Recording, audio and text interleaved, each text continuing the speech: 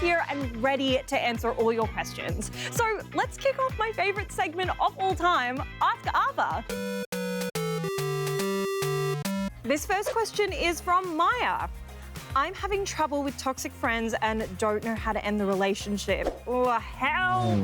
Don't worry, Maya, I have got you with this one. A toxic friendship is one that emotionally harms you rather than helps you. So toxic friends often take more than they give. Remember, friendship is a two-way street. That's why I live on Selfish Avenue. It's a one-way street. How does it feel living there, Clive? Lonely? Which brings me to my first step when dealing with toxic friends. Step number 1, have the chat. Let your friend know how you're feeling and how you'd like them to behave differently. Give them the chance to be a better friend. They may not even know that what they're doing is hurtful to you, so give them a heads up. You could start by asking them whether now's a good time to chat about something that's been bothering you. Then once you've got that one-on-one time, try and keep the focus on describing how you feel. It's super easy to play the blame game. But remember, that can make people get really defensive.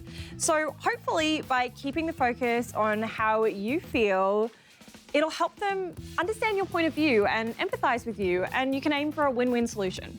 Ava, read the next question. I'm still doing this question, Clive. No, read it now.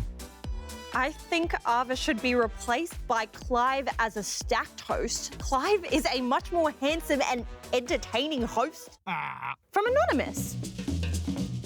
Clive, do you know anything about this? Who's Clive? I know it's you, Clive. I don't know a Clive. My name is Clove. Right. This is an example of passive-aggressive behaviour, which brings me to my next point. Step number 2, give it to them straight.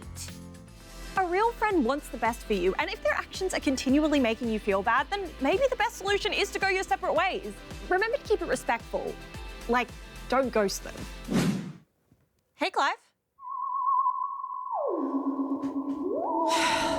Don't blame them. Just let them know your boundaries. Like that you need some space to do you.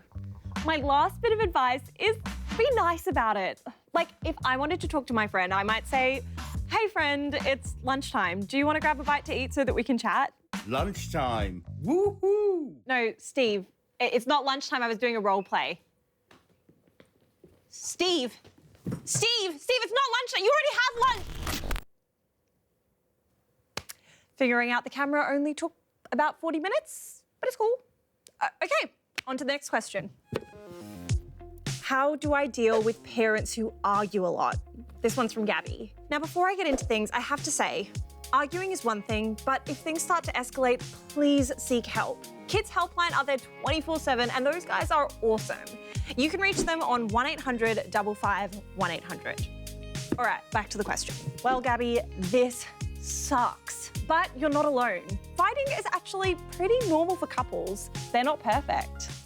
Remind yourself that it's their argument and it's their job to sort it out. Putting yourself in the middle of things, in my experience, just makes you feel a whole lot worse.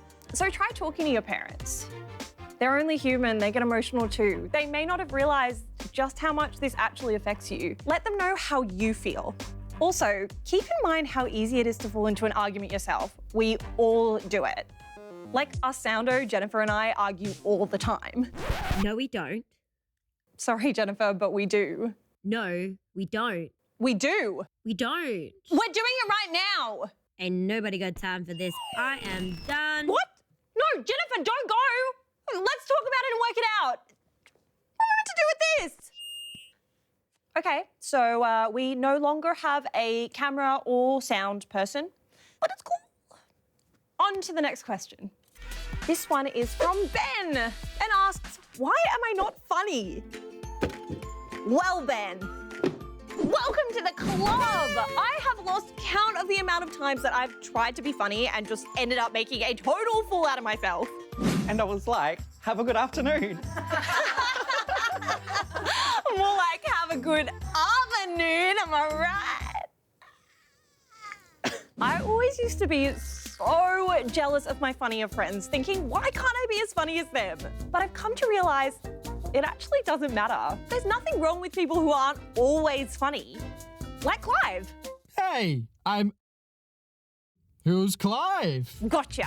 And also, Ben, remember that being funny is about confidence. We all grow in confidence as we go through life, and eventually you'll meet people who you can be more comfy around, and then that natural funny of yours will start to come out. And always remember that what's funny to some people may not necessarily be funny to others. Like our lighting guy, Larry, he always makes these dad jokes, and I have to pretend to laugh. I heard that. What?